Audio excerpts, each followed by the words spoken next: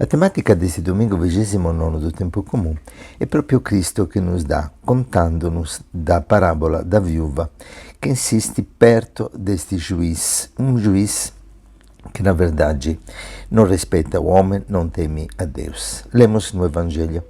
Naquele tempo Jesus contou aos discípulos uma parábola para mostrar-lhes a necessidade de rezar sempre, se nunca desistir. Eis aqui a temática deste domingo. Entender que temos necessidade de orar sempre, se nunca desistir. E dizia, numa cidade havia um juiz que não temia Deus e não respeitava homem algum. Na mesma cidade havia uma viúva que vinha à procura do juiz pedindo, faz-me justiça contra o meu adversário. Durante muito tempo o juiz se recusou, por fim ele pensou, eu não temo a Deus e não respeito homem algum. Interessante que o Evangelho repete 2 vezes a mesma expressão. Mas esta viúva já me está aborrecendo. Vou fazer-lhe justiça para que ela não venha agredir-me. E o Senhor acrescentou, escutai o que disse esse juiz injusto. Pela 3ª vez, Jesus nos faz perceber a postura deste juiz. E continua o Evangelho, e Deus não fará justiça aos seus escolhidos que dia e noite gritam por ele? Será que vai fazê-los esperar? Eu vos digo que Deus lhes fará justiça bem depressa. Mas o Filho do Homem, quando vier, será que ainda vai encontrar fé sobre a terra? Que fé é esta? A fé é esta capacidade que nós temos de permanecer unidos ao Senhor. Quer dizer, quando o Senhor vier, Ele sempre vem, me encontrará vigiante na oração. Agora, nós temos que perceber, então, alguns aspectos deste Evangelho, porque se se fala de necessidade de orar sempre, sem cessar, sem desistir, é porque, como lemos na primeira leitura, precisamos ter consciência que estamos em batalha. Na leitura de Êxodo, capítulo 17, nós escutamos o trecho da batalha contra Amaleque. Moisés e o povo de Israel lutam contra Amaleque. Josué, na vale, está enfrentando a batalha e Moisés vai estar de pé no alto da colina com a vara de Deus nas mãos. E nós escutamos nessa leitura algo muito interessante, muito particular, que na medida que Moisés conservava a mão levantada, Israel vencia. Quando abaixava a mão, vencia Amaleque. Em outras palavras, nós entendemos que se percebemos claramente a situação da nossa vida humana, é que a vida é uma batalha. Nós sempre falamos, esta vida é uma luta. Estamos em luta. A viúva tem um adversário, nós temos um adversário, Moisés tem um adversário, o povo de Israel sempre lutou para conquistar a terra prometida, para tomar posse da promessa. Tem uma promessa para a nossa vida e nós precisamos entender que temos também um adversário. Interessante que os judeus chamam adversário de Satã. E Satã que faz? Não quer que nós tomamos posse da terra prometida. Exatamente como acontece aqui no trecho de Êxodo 17. E é necessário então orar sem desistir. E quando Moisés sente que está se enfraquecendo, não consegue manter as mãos levantadas para interceder pela batalha, de repente ele precisa da ajuda de Arão e Hur, um de cada lado, que sustenta nas mãos de Moisés. Assim, diz a palavra, suas mãos não se fadigaram até o pôr do sol. E Josué derrotou Amaleque e a sua gente a fio de espada. Às vezes nós precisamos entender que nesta necessidade de orar sem parar, sem desistir, precisamos da ajuda dos irmãos. A oração comunitária é a oração que nos ajuda a não desistir nesta luta espiritual. Então, primeiramente, precisamos compreender que estamos em batalha. E como lemos em Efésios capítulo 6, versículo 12, precisamos entender. A nossa luta não é contra sangue e carne, mas contra os principados, contra as autoridades, contra os dominadores deste mundo, ou contra os espíritos do mal que se acham nas regiões celestes. Por isso, vistam a armadura de Deus, para conseguirem resistir no dia mau e permanecerem firmes depois de superar tudo. O que temos que superar? Temos que superar a tentação da carne de voltar sempre a uma vida morna, a uma vida que não tem força, que não tem sentido, uma vida que não toma posse da sua promessa. Como diz Pedro, facilmente, se nós não permanecemos vigilantes, teremos a tentação de voltar ao pecado, à vida passada, à impureza, à injustiça, à vaidade, ao egoísmo, ao fechamento, aos próprios interesses, a enriquecer-nos perante nós mesmos, perante o mundo e não perante Deus. E por isso Pedro fala, precisa prestar atenção para que não aconteça aquilo que diz o provérbio, o cão volta ao próprio vômito, ou a porca lavada volta a se sujar na lama. Expressões muito fortes, até nojentas, mas que nos ajudam a entender a gravidade de uma vida de pecado. Nós continuamente estamos tentados a entender que temos um inimigo, que temos um adversário e que este adversário não é um gatinho. É sempre Pedro que nos diz, na primeira carta, no capítulo 5, versículo 8, porque o inimigo de vocês, o diabo, está rodeando, rugindo como leão, buscando quem devorar. Não é um gato, é um leão. Quer nos devorar, quer nos destruir. O demônio não suporta que nós possamos tomar posse daquele lugar no paraíso que Jesus preparou para nós, que ele perdeu pela própria arrogância, pela própria rebeldia. Por isso diz Pedro ainda na primeira carta, versículo 9, capítulo 5, resistam ao diabo firmes na fé, perseverantes na fé.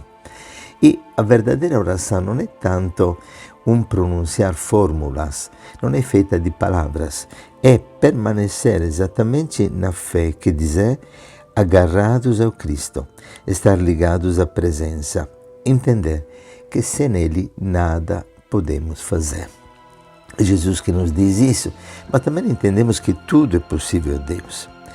Às vezes alguém diz, não, mas veja, nós às vezes oramos só quando temos necessidade, aí no momento de aperto a gente vai orar. Isto não é errado. Errado não entender que sempre temos necessidade, que sempre estamos numa situação de ataque, de ameaça, que sempre corremos o perigo de perder a nossa promessa por um prato de lentilhas, como aconteceu entre Jacó e Esaú. É interessante, porque muitos não sabem nem quem seria Esaú. Mas Esaú era dos dois gêmeos, aquele que era herdeiro da promessa. E quando vendeu a promessa de Deus, a sua herança a Jacó, porque estava, diz ele, morrendo de fome, na verdade, deu muita atenção ao instinto físico, material. E por isso, vendeu a herança para Jacó, tornou Jacó uma personagem única na Bíblia, a personagem mais citada na Bíblia, e que como herdeiro da promessa recebeu o nome de Israel, gerando as 12 tribos de Israel. Jacó não abriu mão da promessa, procurou a promessa e lutou para receber esta herança. É por isso que nós também somos chamados a entender que somos como uma viúva, sem apoio, sem força. Viúva significa sem marido, e marido em hebraico é o apoio. É a pessoa mais miserável, sem dinheiro, não podia receber nenhuma herança. Se nós percebemos quanto somos miseráveis, então teremos força para lutar, sem dúvida, na oração, para tomar posse da graça que o Senhor reserva para todos nós. E aí, com Paulo, podemos orar, como lemos em Efésios, no capítulo 1, que o Senhor ilumine os olhos dos corações, para que saibam qual a esperança do chamado que lhe faz, qual a riqueza da glória da sua herança entre os santos e a extraordinária grandeza do seu poder, em favor de nós, que acreditamos conforme a ação do seu poder eficaz. Este é o ponto. Porque a viúva insiste? Porque ela sabe que ela merece, que ela precisa de justiça. Justiça significa ela sabe que lhe cabe, que tem direito. Ela tem um conceito claro. Às vezes o nosso problema está aqui. Não temos uma ideia positiva de nós mesmos. Dizem psicólogos que a geração atual é uma geração que tem um conceito muito negativo de si. Por tantas circunstâncias, pelo bombardeio dos meios de comunicação, nós achamos que não temos força para mudar a realidade e nos sentimos impotentes perante tanta injustiça. Pelo contrário, a palavra de Deus me faz entender que me cabe amar, que me cabe receber o Espírito Santo, que tenho o direito do Espírito. Jesus morreu para que recebesse o Espírito, para que viva no Espírito e não viva na carne, para que não tenha uma vida morna, uma vida tíbia, mas tenha uma vida realmente de santidade. Me toca sempre a experiência de Patty, uma das primeiras jovens que experimentou Pentecostes, lá nos Estados Unidos, no 1967, ela começou a orar e dizia: eu quero um milagre na minha vida. E a partir daí, daquela efusão, daquele Pentecostes, conhecido como Avivamento de Pittsburgh, esta experiência pentecostal alcançou 253 países em pouquíssimos anos, alcançando 120 milhões de católicos.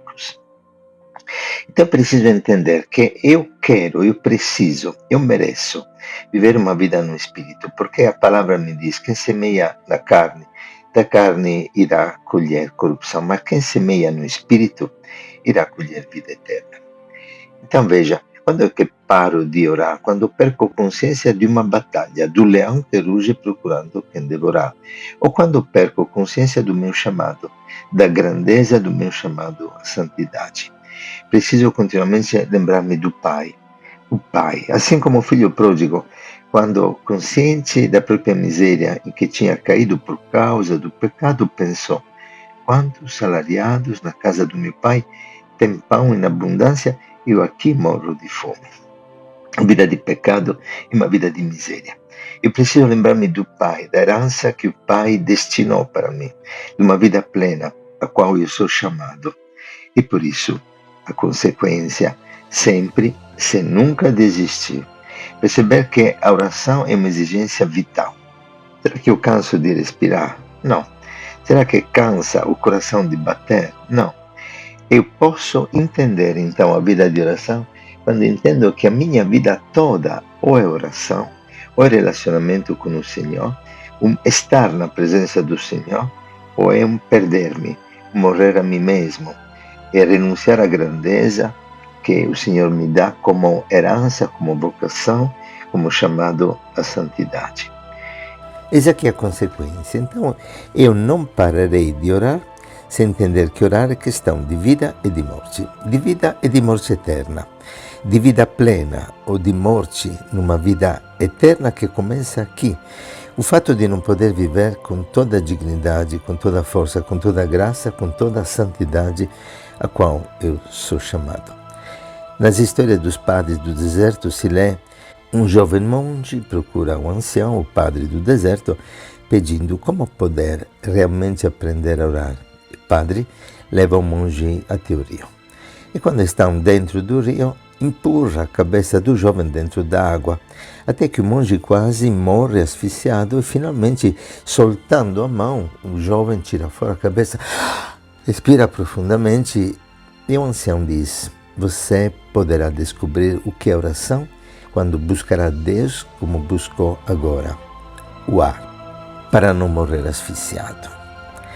Então precisamos orar sempre, sem nunca desistir. E como fazer isso? Buscando continuamente estar na presença. O segredo espiritual é simples. Toda manhã pega uma palavra, medita a palavra, procura colocar em prática a palavra. No fim do dia, será mais forte na luta contra o pecado. É o segredo da Lectio Divina, da nossa tradição patrística. Nós entendemos que estar na palavra é o modo mais simples, mais concreto para orar sem cessar. Quando não estou na palavra, estou edificando a minha casa sobre areia. Primeira tempestade, a casa vai desmoronar. Mas se durante o dia eu permaneço na palavra, por exemplo, ama o próximo como você mesmo, ou também tudo aquilo que você quer que os outros te façam, você faça a eles. E vou ao longo do dia, não esperando de ser amado, mas dando a vida e amando, gerando e permanecendo num amor ativo, que é o amor do Pai, que sempre ama por primeiro, eu vou experimentar uma vida digna de filho de Deus. Porque o mesmo amor que circula na vida trinitária estará através da palavra circulando na minha vida. E, sem dúvida, permanecendo na palavra, nós iremos realizar a vontade do Pai. E a vontade do Pai é que possamos dar muito fruto para a sua glória. Que o Senhor te abençoe, te guarde e te conceda uma semana rica na presença do Senhor. Pois orar, estar nele. Meu Senhor e meu Deus, em mim tu estás, em ti estou eu. O Senhor te abençoe e te guarde, volva para ti o seu olhar e te dê a paz. Um bom domingo para todos.